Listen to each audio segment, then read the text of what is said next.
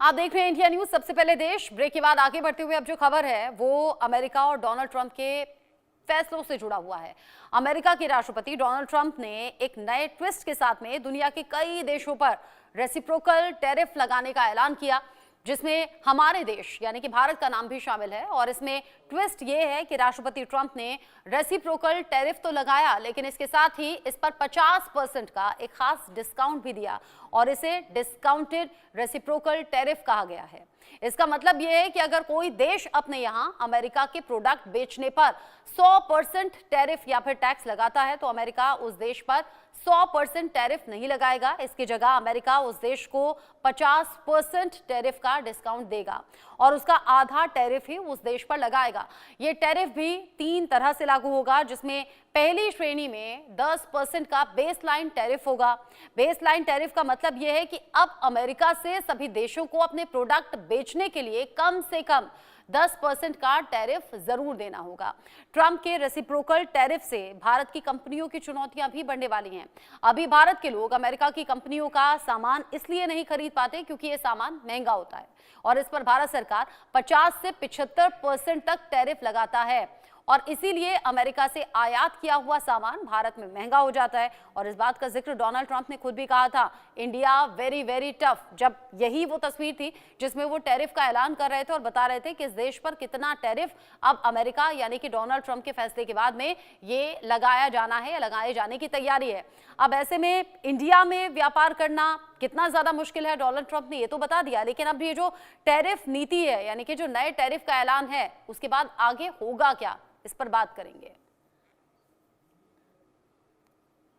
Textile sector में, James and jewellery sector में already American buyers discount मांग रहे हैं, ऑलरेडी जो ऑर्डर प्लेस हुए हैं।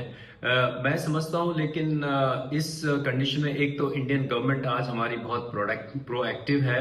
इंडियन गवर्नमेंट को एमएसएमईज को हैंड होल्ड करना चाहिए और जो टैरिफ से जो नुकसान एमएसएमईज को हुआ है उसमें शॉर्ट टर्म में उसमें इंडियन गवर्नमेंट को उनको कुछ सब्सिडी अगर देंगे तो उनका शॉर्ट टर्म जो लिक्विडिटी की प्रॉब्लम नहीं आएगी। एट द सेम टाइम हमें जो है डाइवर्सिफाइड मार्केट्स में देखना चाहिए, ऑल्टरनेटिव मार्केट सर्च करनी होंगी। अमेरिका ने भारत के ऊपर टैरिफ लगाया है, लेकिन ये टैरिफ केवल भारत पर नहीं लगा। अमेरिका ने भारत के साथ साथ कुछ अन्य देशों पर भी ये टैरिफ लगाया है और निश्चित रूप से भारत सरकार इस मामले को गंभीरता से देख रही है और इस टैरिफ के क्या इम्प्लीकेशंस हो सकते हैं उस पर सरकार का ध्यान रहा है। लेकिन यदि प्रथम दृष्टि में देखें तो अमेरिका ने भारत के साथ साथ चीन, वियतनाम और अन्य देशों पर भी टैरिफ लगाया है और जो टैरिफ भारत पर लगाया है उससे कहीं ज्यादा टैरिफ चाइना पर और अन्य देशों के ऊपर लगा है। डोनाल्ड ट्रंप के टैरिफ वाले फैसले का अब जो जिक्र है वो सिर्फ हिंदुस्तान में नहीं बल्कि अलग अलग देशों में हो रहा है। हालांकि डोनाल्ड ट्रंप ने इसके संकेत पहले से दिए थे और रेसिप्रोकल टैरिफ का जिक्र इसलिए किया था, उन्होंने बताया था कि जो देश हम पर जितना टैरिफ यानी कि टैक्स लगाएगा हम भी उसे बदले में उसी तरीके से टैक्स लगाएंगे। हालांकि यहाँ 50% का डिस्काउंट भी देने की बात सामने आ रही है और उसके बाद में जो घटा हुआ टैरिफ है यानी कि जो अलग अलग परसेंटेज है उसको लेकर भी देशों की चिंताएं बढ़ गई हैं और उन देशों में भारत का नाम भी सामने आ रहा है। और अब डोनाल्ड ट्रंप के इन फैसलों के बाद में अब एक नाम है, एक जिक्र है ट्रेड वॉर का, वो रह रहकर सामने आ रहा है। लोगों में इस बात की चर्चा है कि कहीं ये ट्रेड वॉर वाली स्थिति तो नहीं है। अब जब डोनाल्ड ट्रंप अगर इस तरीके के बड़े टैक्स या टैरिफ लगाते हैं अलग अलग देशों पर तो कैसे होगा व्यापार और कैसे रहेंगे व्यापारिक रिश्ते।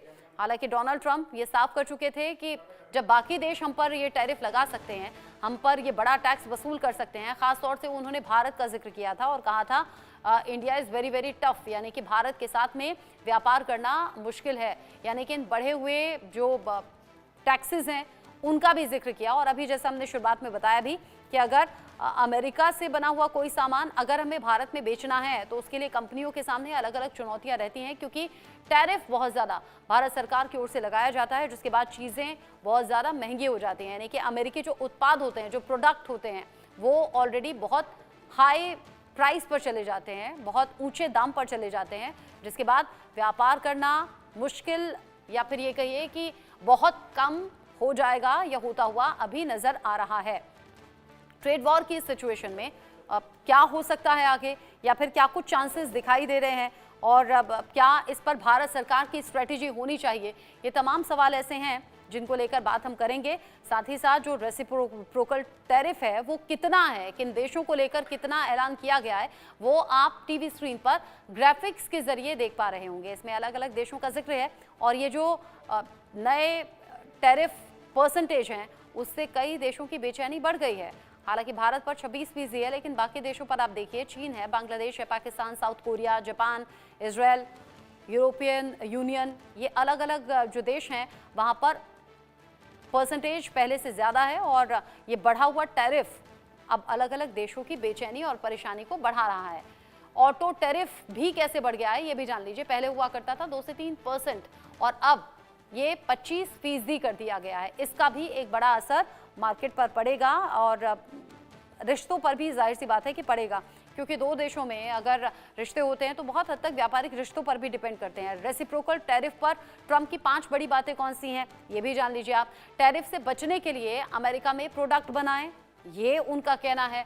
साथ ही साथ उनका कहना ये है ऑटो सेक्टर में जो 25% टैरिफ है उसको लेकर ऐलान उन्होंने किया और बताया कि ये टैरिफ क्यों इम्पोर्टेंट है, और उन्होंने कहा कि अगर टैरिफ से बचना है तो अमेरिका में ये प्रोडक्ट्स बनाए जा सकते हैं।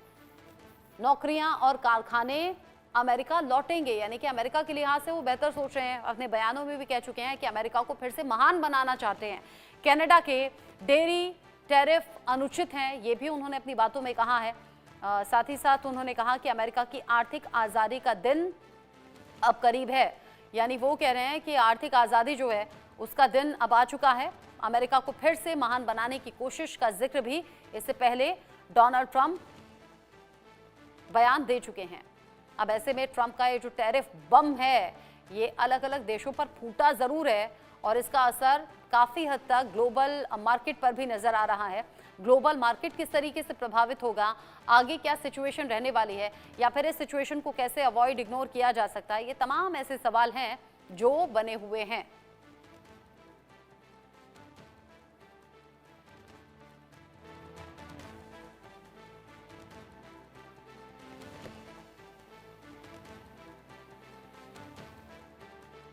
नौ अप्रैल से ये रेसिप्रोकल टैरिफ लागू करने की बात सामने आ रही है। कुल 57 ऐसे देश हैं जिनको लेकर ऐलान कर दिया गया है। लिस्ट भी आप देख रहे हैं उन देशों की।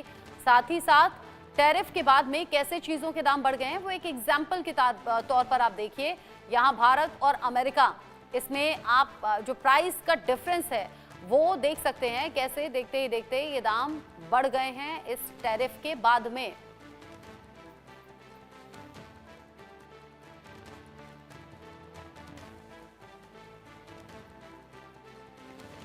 डोनाल्ड ट्रंप के बड़े फैसले सीधे तौर पर अब दाम भी बढ़ा रहे हैं। भारत सरकार अब इसको लेकर आगे रास्ता निकालने की कोशिश कर रही है और स्ट्रेटेजी पर काम हो रहा है कि आखिर क्या स्ट्रेटेजी यहाँ पर होनी चाहिए। लेकिन जिस तरीके से टैरिफ को लेकर ऐलान किया गया है, न सिर्फ भारत में बल्कि अलग अलग देशों में बेचैनी बढ़ी हुई है, और अब ये देखा परखा जा रहा है, और साथ ही साथ एडवाइजर्स की सलाह भी ली जा रही है कि आखिर कैसे इस सिचुएशन से निकला जा सकता है। उधर डोनाल्ड ट्रंप, जो कि उनका अमेरिका से वादा था, उस वादे पर अमल करने के लिए कदम आगे बढ़ा रहे हैं। उनका कहना यह था कि आर्थिक तौर पर अमेरिका को मजबूत पहले से ज्यादा बनाना है, अमेरिका को फिर से महान बनाना है। ये तमाम बातें जो कि डोनाल्ड ट्रंप की ओर से कही गई, और अब ऐसा लग रहा है कि अमेरिका के हित को ध्यान में रखते हुए वो इसे इंप्लीमेंट करना चाहते हैं। लेकिन क्या वाकई ये अमेरिका के हित में होगा क्या?